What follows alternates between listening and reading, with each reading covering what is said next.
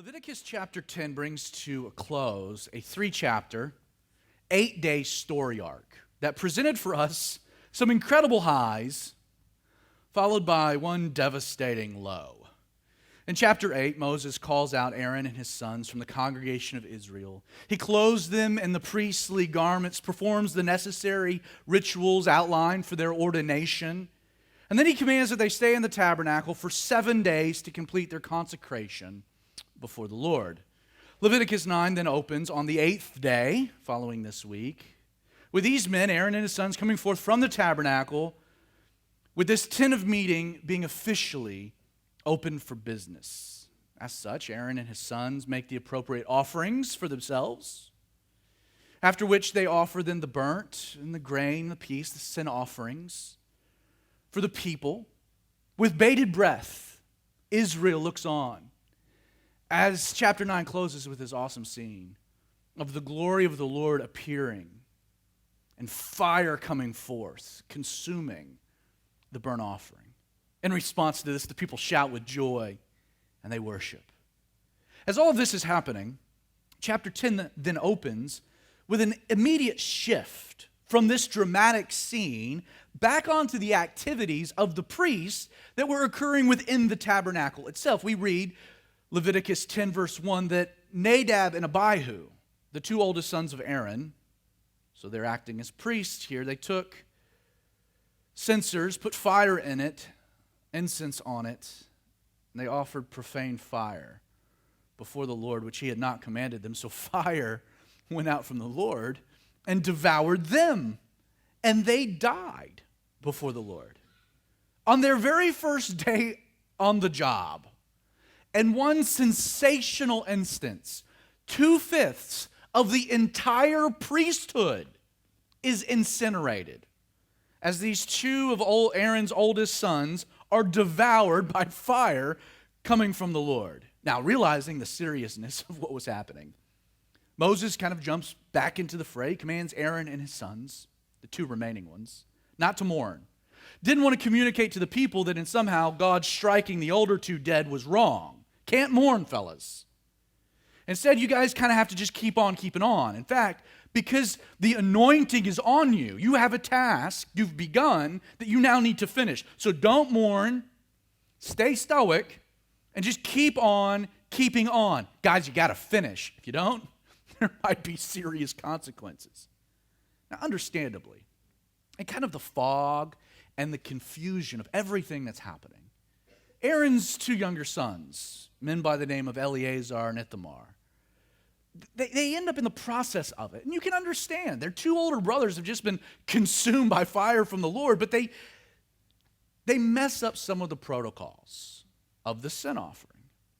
And this causes Moses, especially in light of what's happened, to come unhinged. He comes unglued. He issues this stern rebuke. And in response, chapter 10 closes with Aaron kind of interceding, coming to Moses and saying, Mo, bro, you need to take a chill pill.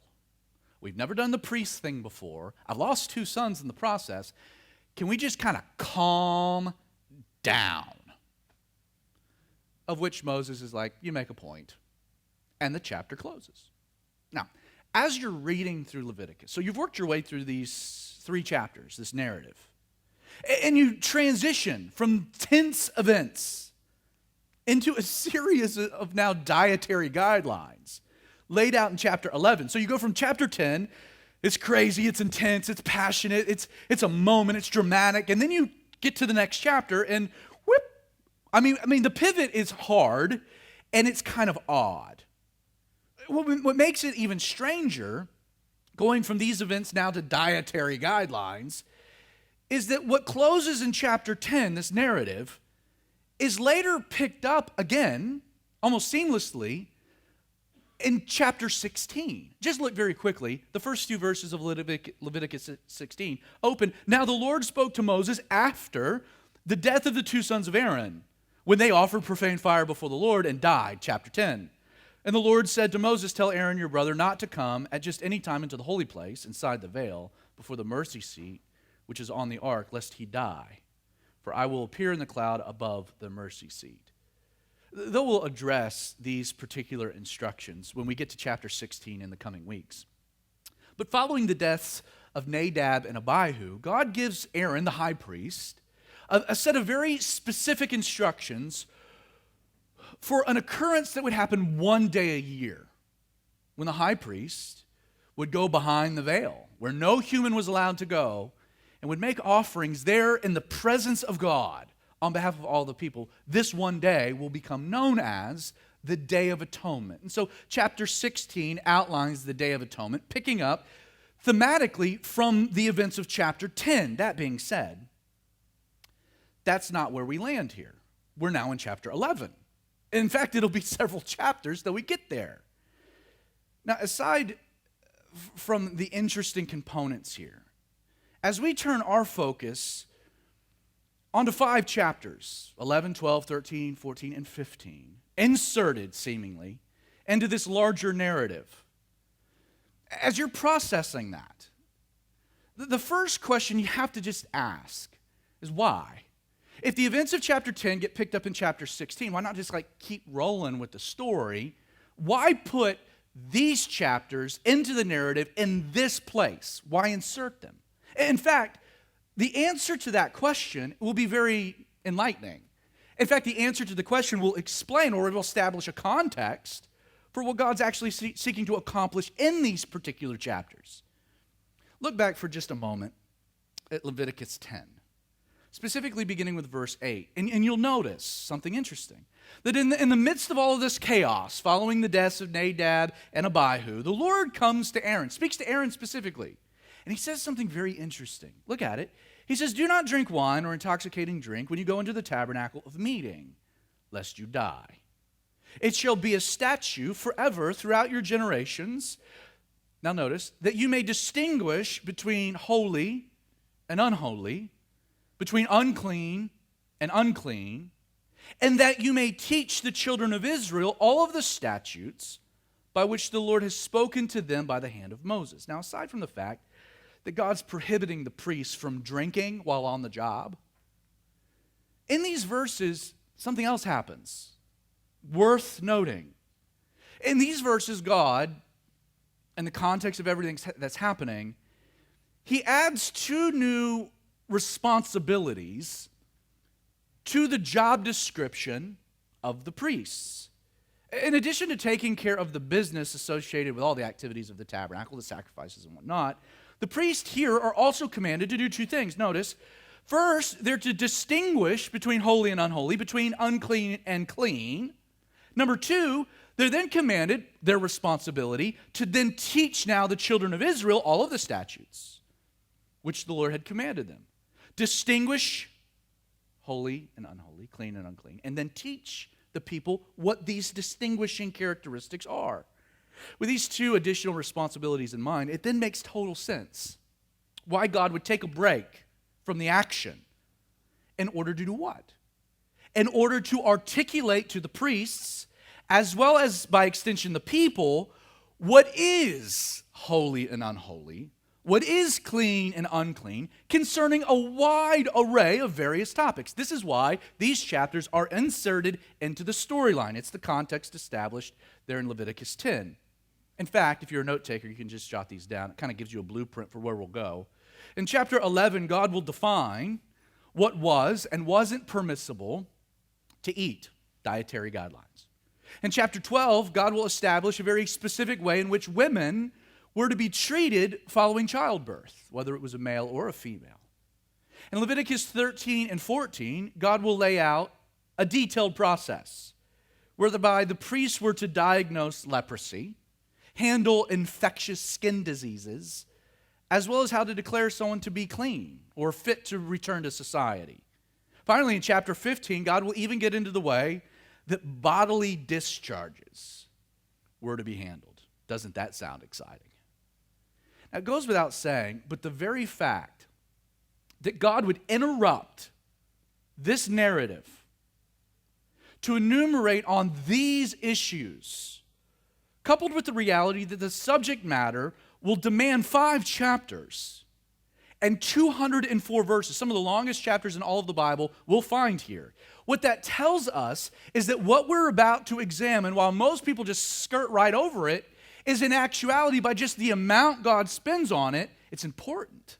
He stops a narrative to address these things, and then he spends a lot of time addressing them, which means that what he's trying to get across, what he's communicating, it's not trivial, it's not trite, it's important. It demands our careful attention. Now, before we dive into the text, I need to establish, I think it'll be helpful, to establish two big ideas that undergird not just chapter 11, but all of these chapters. In fact, these two big ideas will additionally undergird, they'll aid our understanding of where all of the ideas we'll read ultimately land. Like, what's the whole big point of them all? The first big idea is that there is an undeniable component in these mandates that were frankly revolutionary. I mean, really radical.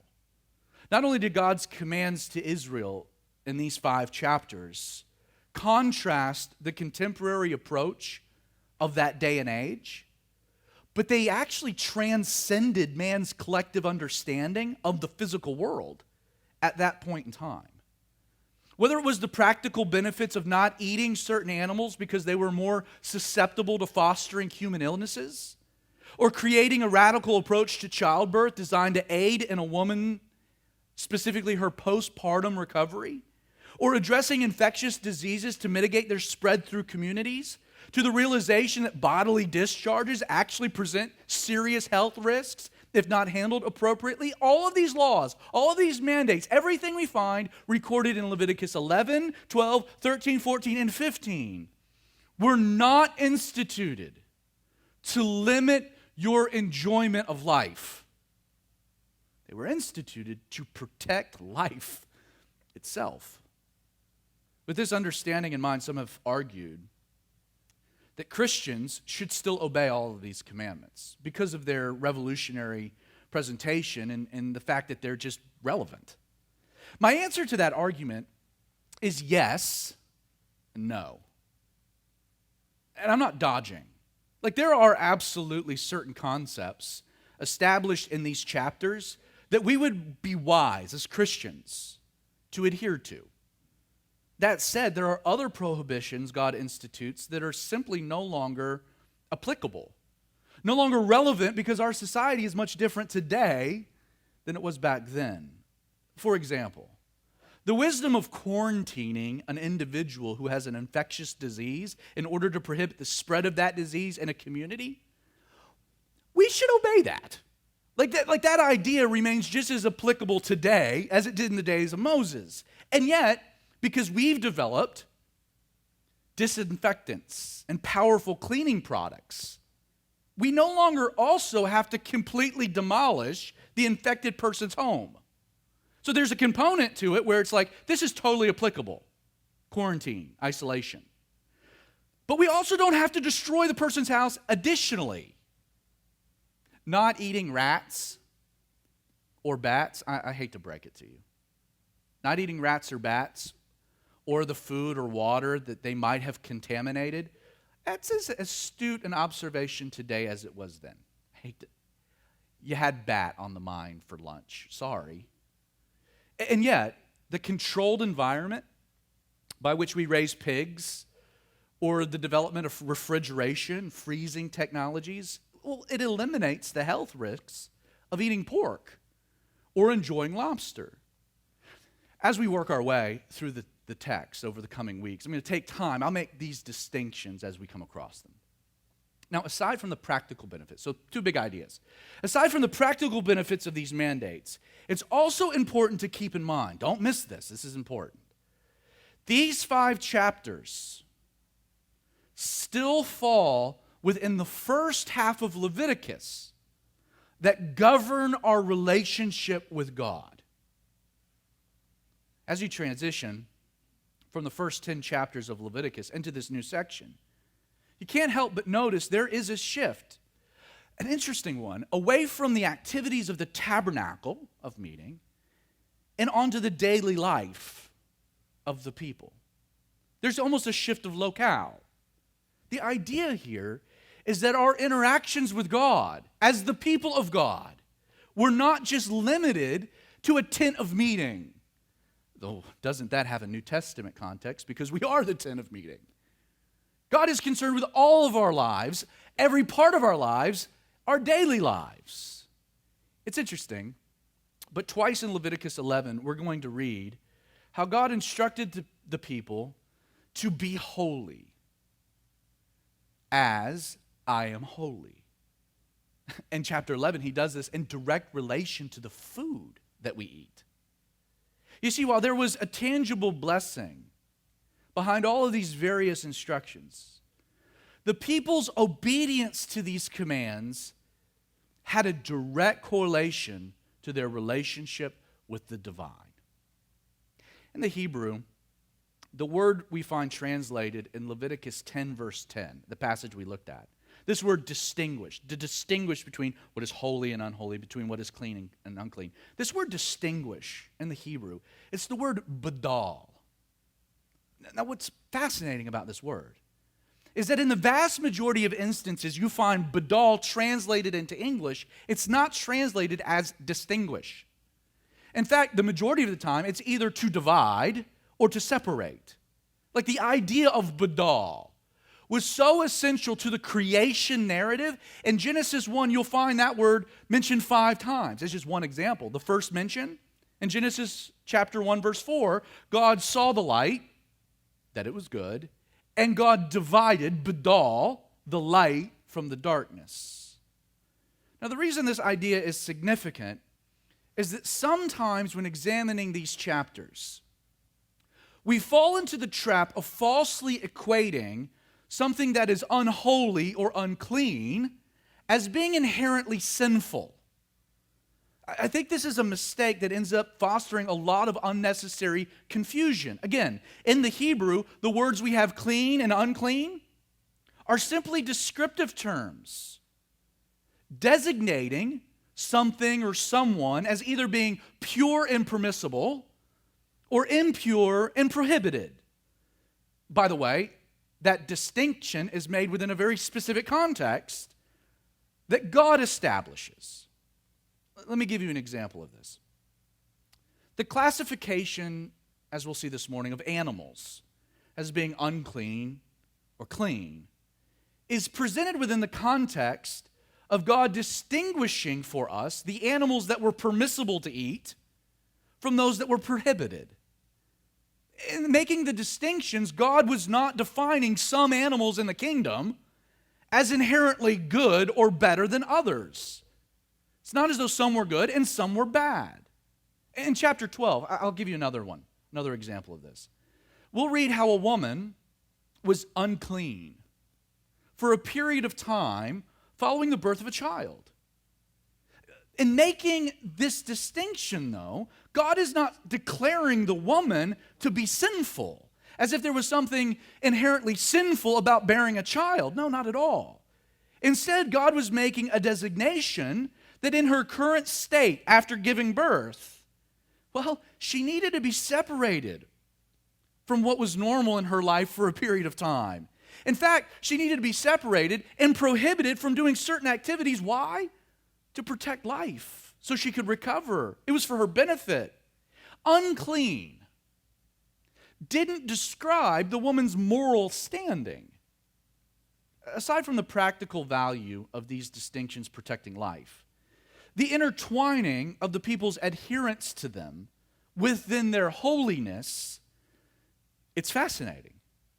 In the Hebrew, the word holy, simple definition, it means to set something apart for a particular purpose. That's all the word means, to set apart for a reason. So when God says, I am holy, what is he saying? He's saying he's separate, he's distinct, he's different from everything else in the universe on purpose. Now don't forget, God is taking a group of former slaves, the Israelites, slaves he's just delivered from Egypt. He's led them to Sinai, put this tent in the middle of them, and he's creating them through all of these things into a new people who would demonstrate to the entire world that there was a better way to live, a better way to be human. Because God, in this process, wanted them to be holy, separate for a purpose, as he was holy, separate from a purpose, separate from the world, for the purpose of being a light unto the world. God now defines. He helps. He puts skin to the bones of what this life looks like. And to do that, he distinguishes. God distinguishes things that were clean or pure and permissible from the things that were not clean, things that were unclean or impure and prohibited. In many ways, and if I could just take a little bit of a creative license, God in these chapters, what we know as the holiness code, he's articulating the following message to the children of Israel. It's as though God is coming down. He's saying, guys, in order for me to create you into a people, a holy people, separate, distinct, different from the world, I want you to know it's okay for you to do this, but not that. Like you can enjoy, as this people distinct from the world, to be a light unto the world, you can enjoy these things. But I'm going to distinguish those things from them. I want you, when it comes to how you operate and how you live, I want you to handle situations this way, but not the way that everyone else does. That's in its core what God is accomplishing, which is why you can then understand why it's so important. Now, what's interesting about God's commands for the Hebrew people to be holy as I am holy, in the midst of directives distinguishing the clean from the unclean, and this is central, is that it tells us none of these things were really about doing something in particular. And they were more about the people being something distinct. Let me repeat that, because don't miss it. All of these distinguishing characteristics, all these directives, all of this stuff in these chapters were about not the people doing something in particular, but about being something distinct. Again, be holy as I am holy. God wants us to be separate from the world for the very reason God is. Here's a general truth most people forget. You can't do holiness. Be holy. It's not do holy. Holiness is something that naturally flows from that which is already holy, by definition. Think about it this way. The Hebrews' identity as the people of God was not founded or predicated upon their obedience. Instead, their obedience manifested from their new identity.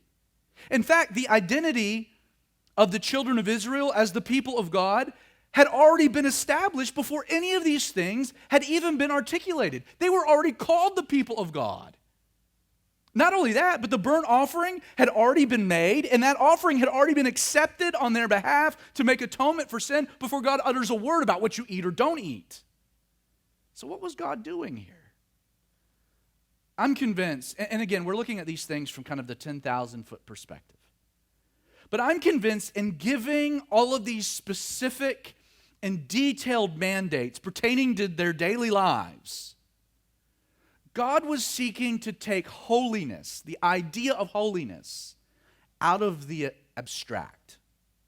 Like God wanted his people to live so differently from the world around them that they'd never forget they were different from the world around them.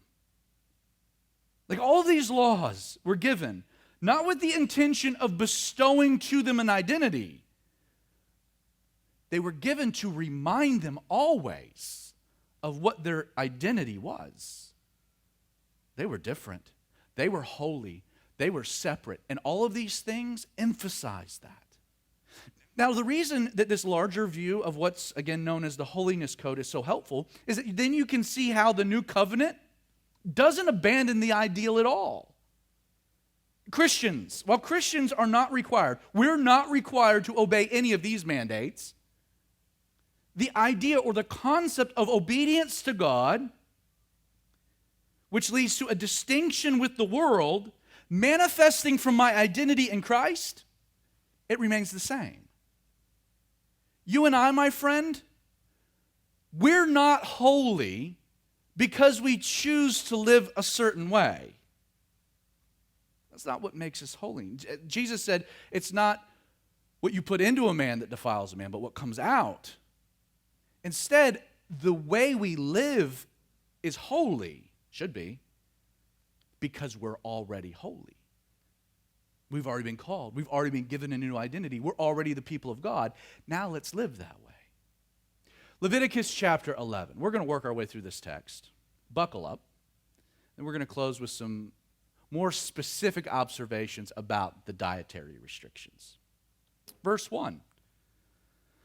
Now the Lord spoke to Moses and Aaron. If you're a note taker, you might want to jot down that Aaron is included in this. I don't know why. It's just interesting. He's not always included. So the Lord spoke to Moses and Aaron, saying to them, speak to the children of Israel, saying, these are the animals which you may eat among all the animals that are on the earth. What we're going to find is that God will classify animals, which ones were okay to eat, which ones weren't.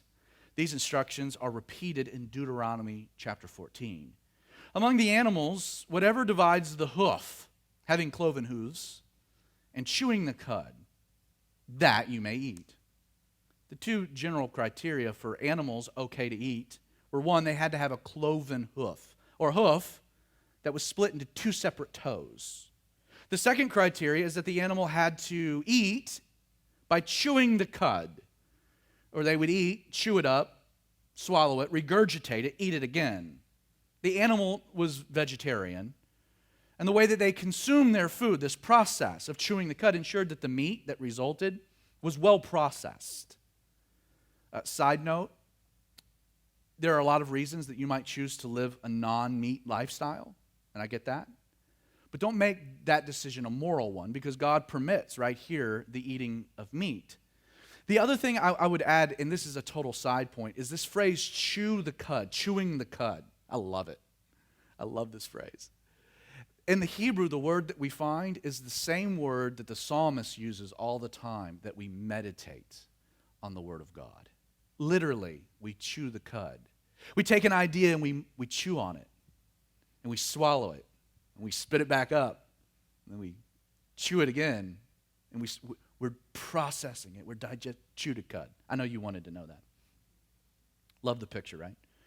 Verse 4, nevertheless, so these are what you can eat, nevertheless, these you shall not eat among those that chew the cud, or those that have cloven hooves. So these are the exceptions.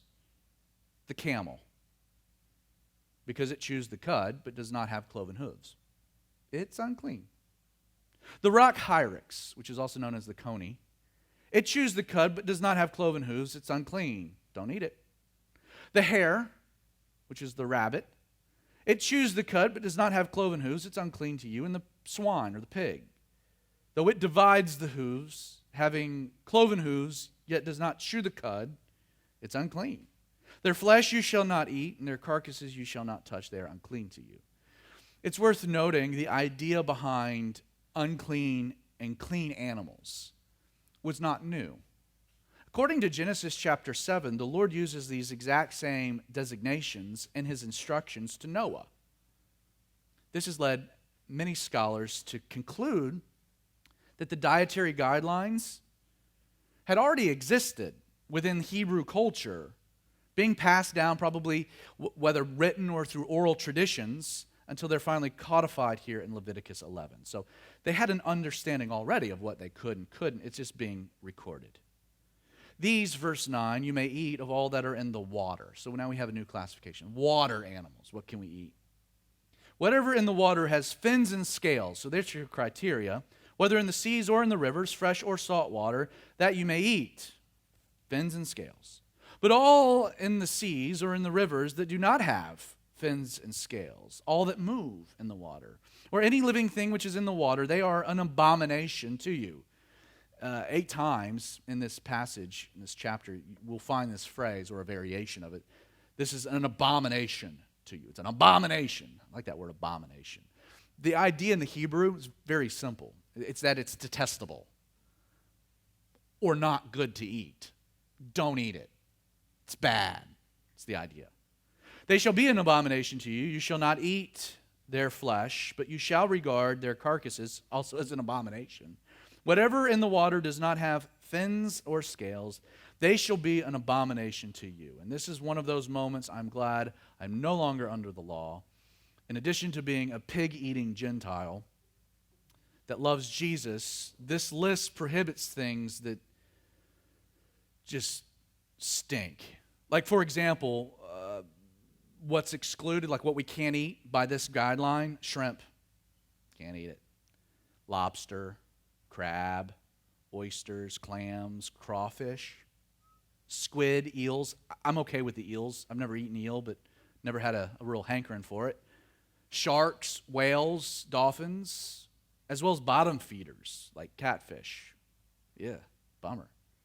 Not only, by the way, do these animals carry with them higher risks of bacteria because of the way that they actually eat, but the reason that they're prohibited in the context of when they are is that we can eat them because we have the ability to preserve food well with refrigeration and ice, etc.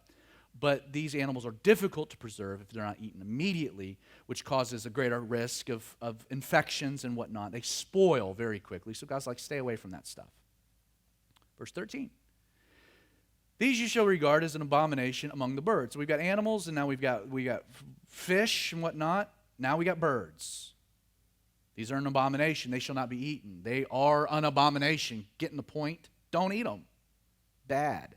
The eagle, the vulture, the buzzard. Now, as we go through this, I should add that we're trying to understand what the animal is via its ancient Hebrew word. Again, none of us are Hebrew. None of us are ancient Hebrews, meaning that there is some difficulty in complexities, like our translations might be different, as to what the word describing, like what the animal actually is. So we get English translations. Some of them are good, some of them are bad. For example, you have the buzzard, you have the kite. That's likely a type of hawk. The falcon after its kind. So generally, birds of prey we shouldn't eat. Every raven after its kind, the ostrich, the short-eared owl, the seagull, the hawk after its kind. Again, here, hawk is a very bad translation. In fact, there is no translation. Most scholars think that what's being referenced here is an extinct bird. The little owl, the fisher owl, the screech owl. Apparently, owls aren't good. The white owl, which is probably better translated the swan. The jackdaw, pelican. The carrier vulture, which was a type of eagle, the stork, the heron after its kind, the hoopie, and the bat. Clean birds are given kind of a more specific designation in Deuteronomy 14, but things that we could eat that fly would be birds like doves, quail. Don't forget God gave them quail and manna. Pigeons, things that were permissible. Verse 20. All flying insects that creep on all fours shall be an abomination to you. So don't eat bugs. Yet these, if you do have a hankering for bugs, these you can eat. Of every flying insect that creeps on all fours, those which have jointed legs above their feet with which to leap on the earth. Get a mental picture and you'll know what we're talking about. Grasshoppers. You can eat those. Specifically the locust after its kind. This is in its ancient translation, probably the bald locust, as opposed to the locust with a toupee or a full head of hair. Additionally, the destroying locust. So if you see some locusts out there eating everything that you would eat, you can eat it. The cricket after its kind, the grasshopper after its kind, but all other flying insects which have 4 feet shall be an abomination to you. Don't eat them. Now, with verse 24, God starts to add some additional stipulations to the guidelines. By these you shall become unclean. Whoever touches the carcass of any of them shall be unclean until evening. Now, we're going to find the reference to evening a lot. Don't forget that the Jewish understanding or mindset about the day, the evening was the beginning of a new day.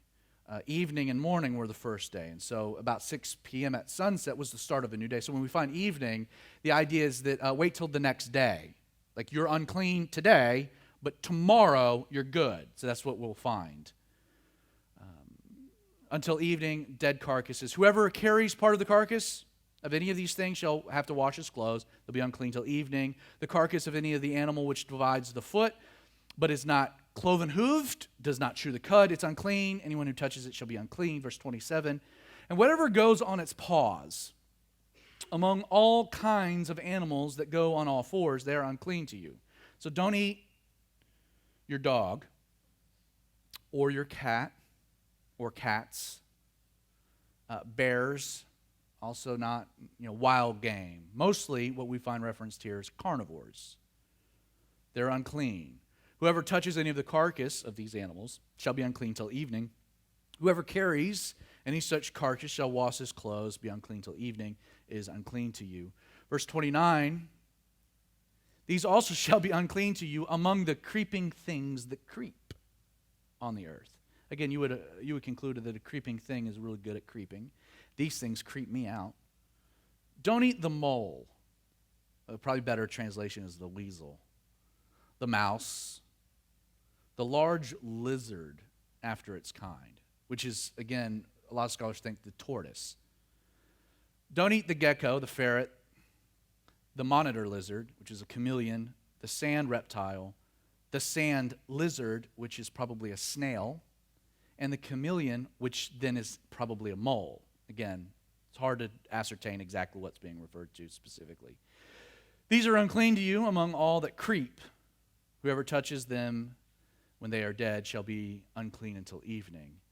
Beginning with verse 32, we're given more stipulations, really aimed at prohibiting the spread of bacteria and disease from the unclean animals. Verse 32, anything on which any of them, the previous classification, creeping things that creep, these animals, anything of them that falls, so when they fall on something, whether they are dead, when they are dead, they shall be unclean, whether it is an item of wood or clothing or skin or sack, whatever the item is in which any work is done, that item, if one of these animals fall on it, shall be put in water. So you got to clean it. It's unclean until the next day when it dries out. Then it shall be clean. Any earthen vessel into which any of these animals falls, you shall break it. It's no longer usable. Whatever is in it, that happens to be in the pot, is also unclean. Got to get rid of it. In such a vessel, any edible food upon which water falls with the animal is unclean, and any drink that may be drunk from it becomes unclean. So if you find one of these animals in one of these vessels with your food, don't eat the food and get rid of the vessel.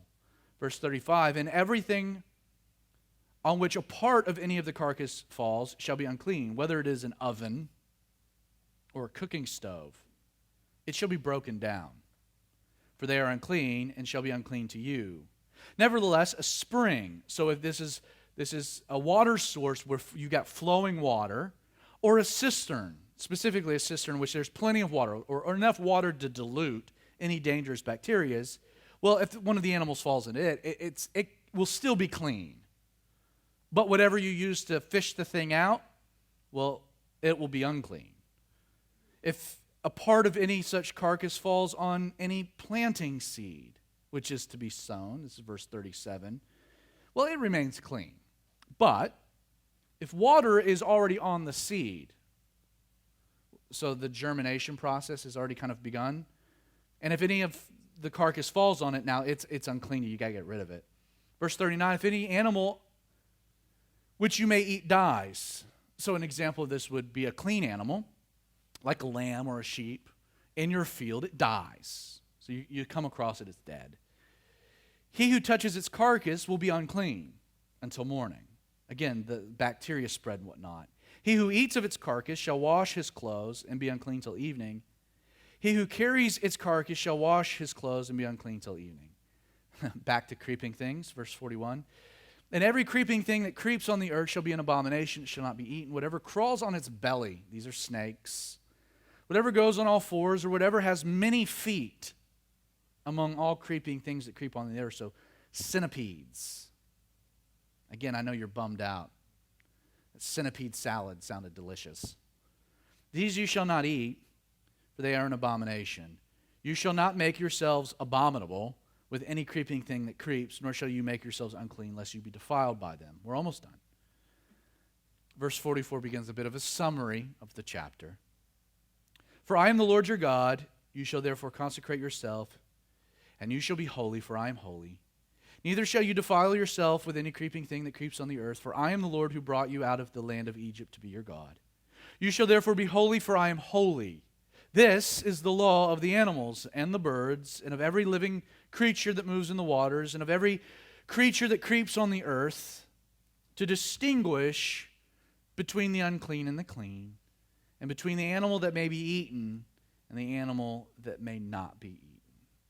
Let's close with just a few observations about these dietary guidelines. First, there's no question, number one, that God cares about our physical health.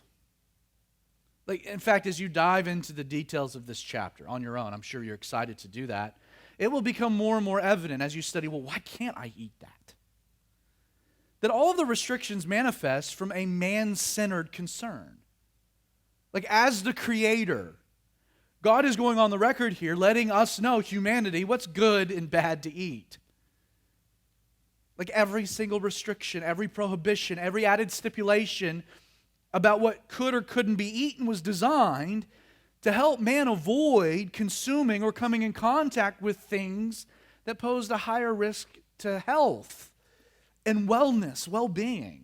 Again, God wasn't giving humanity a list of laws here, restrictions, to lessen your enjoyment of life, but to fundamentally protect your ability to enjoy living. Well, I want to eat bad. Go for it and get sick. Second, you'll notice God ordered the animals here into clear classifications, allowing for the development of variations within each family to take place through adaptations. I know I'm going to get real geeky here. Within the Genesis record, provided in Genesis 1, the creation account, the descriptions of the animals that were given there is very vague. For example, on the fifth day, we're told that God said, let the waters abound with the abundance of living creatures. Let birds fly above the earth across the firmament. So God created great sea creatures and living things that moves, with which the waters abounded according to their kind, and every winged bird according to its kind. That's as specific as we're given. In fact, on day 6, God said, let the earth bring forth living creatures according to its kind, cattle, classification, creeping thing, beasts of the earth, according to their kind. It was so. And then God created humanity, man. Now, what makes Leviticus 11 so interesting, it's worthy of note for a totally different reason, is that it actually does provide for us the very first comprehensive listing in all of Scripture of the various subcategories of the animal kingdom. It's the details Genesis didn't give us. Not only are mammals divided into those with cloven hooves, who chew the cud, those who don't, and ones with paws. But within the passage that we just read, you notice just this incredible diversity, this listing of various fish and different birds and insects, creeping things. It's astounding. Aside from this, it's also worth noting that like Genesis, we find a same phrase, Genesis language, which is why this is important, again and again and again repeated about the animals, don't we?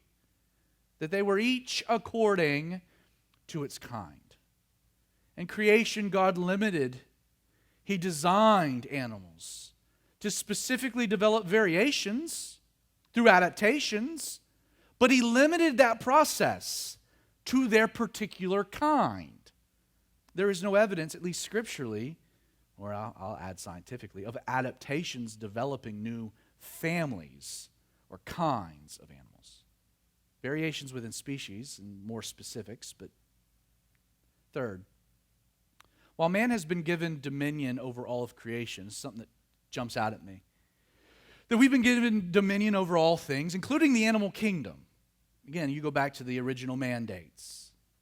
It's clear from the text, though, that in this stewardship that we've been given, non-animals exist for us to kill and eat them. I don't know if you noticed that. And again, you can study into why this is the way that it is on your own. But you'll see the animals that are prohibited, there's often, aside from the health benefits for us, there's often other reasons at play as well. For example, some of those that were prohibited were more vulnerable to predators and had a greater risk for extinction. So God's like, don't eat birds of prey. Like, leave them alone. Enjoy them in other ways as they soar through the air. It's also worth noting that the permissible animals, the majority of the ones we could eat, were also the animals that we could herd and we could raise specifically to be a food source. Beyond this, prohibiting carnivores as well as birds of prey it was wise. Both of these animals provided an essential ecological role in controlling more invasive species. Don't eat those animals because they eat the animals you don't want a lot of. Some population control. In addition, they eat the carcasses of dead animals that, if just left to rot, pose significant health risks. My point, as stewards over creation, we can and should enjoy all animals. We can eat them, but we shouldn't eat all of them. Before we wrap things up and kind of concluding, I want to just address the dietary guidelines, though, from kind of this broader idea presented within a New Testament context. I mentioned this passage earlier, but in Mark chapter 7, Jesus said that whatever enters a man from the outside cannot defile him. Again, a radical idea given to Jews in light of Leviticus 11. Jesus adds, because it doesn't enter his heart. So it doesn't defile him because it doesn't enter his heart. It enters his stomach and is eliminated, thus purified. Jesus then adds that what comes out of a man, not what comes in, but what comes out, that defiles him. In the end, the Jews had taken these ideas and they had twisted them in a lot of ways from their original meaning. Paul would write to the Corinthians, 1 Corinthians 8, verse 8, that food does not commend us to God. For neither if we eat are we better, nor if we do not eat are we the worse. In fact, there's this remarkable scene recorded for us in Acts chapter 10, where God, kind of in one swift motion, scraps the whole restrictions altogether. We're told that Peter became very hungry. So he's Simon the tanner, he's up on the house, he becomes hungry, he wants to eat, but they got to make his meal. And in the process of this, he falls into a trance and he sees heaven open and an object like a great sheet bound at four corners descend to him. In this sheet were all kinds of, and again, we get Leviticus language, four-footed animals of the earth, wild beasts, creeping things, birds of the air. And a voice came and said, "Rise, Peter, kill and eat." But Peter said, "Not so, Lord, for I have never eaten anything common or unclean." A voice spoke to him again a second time, "What God has cleansed, you must not call common." And to hammer it home, this happens a third time.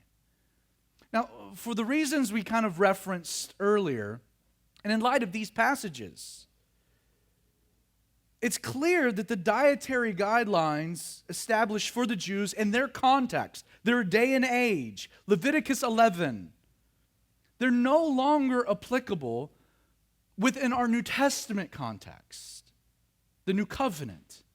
Sure, as again mentioned, some of these prohibitions are timeless, and there's no question that keeping things sanitary when it comes to food is always relevant. So there's ideas here we carry forth, but the guidelines we're not dogmatic on. As with other laws that we have found in Leviticus, to understand how they're applicable today, you got to understand what God is accomplishing ultimately through them. So when you look at the dietary guideline, what law, what big idea is God hammering home here if it doesn't really matter what we eat anymore? It doesn't defile us. It doesn't make us right with God or not. You eat what you want. Get sick, that's fine. But it has no bearing on defilement or uncleanness or your relation to God. Enjoy that pork sandwich free of guilt.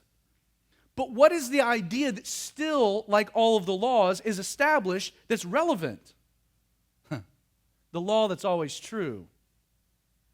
Here it is. What is clean will always find itself defiled when it comes into contact with that which is unclean. And it never works the other way around. What is clean is always defiled by the unclean. But what's unclean is never made clean by coming in contact. You see how this is applicational? As we work our way through the world, we are made righteous before God. And when we talk about cleanness and uncleanness, again, remove it from the sin or not sin component. I'm right. My righteousness is sealed not by me, but by Jesus and what he did. But in regards to like picking up muck and dirt, that constant washing of the word, laying aside sin and weights that slow down my walk, as we work our way through the world, always remember, if you're the righteous and you're going to try to redeem the unclean, it's more likely you're just going to get dirtied in the process. It's a great tip to give to your sons about dating. But the application for all of us, it's wide-reaching. And that idea, the reason it exists, the reason it's a law, well, it's because of the dietary restrictions. What is clean is always defiled by what's unclean. That process never works in reverse. So, Father, Lord, we thank you for your word, and we thank you for what it says to us.